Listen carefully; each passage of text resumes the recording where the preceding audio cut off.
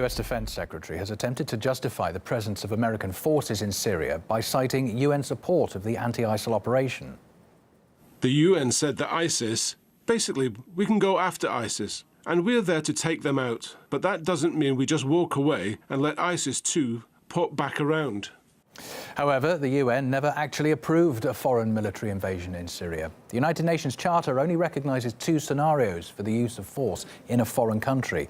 One is the Security Council's member states voting for military action once all diplomatic measures have been exhausted.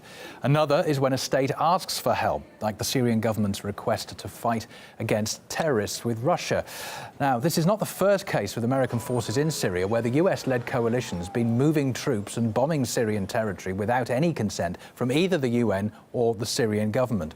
Responding to James Mattis, the country's foreign ministry again underlined that it sees America's presence in Syria as hostile. The presence of American forces in Syria without Syrian government consent is aggression and a violation of Syrian sovereignty and the UN Charter.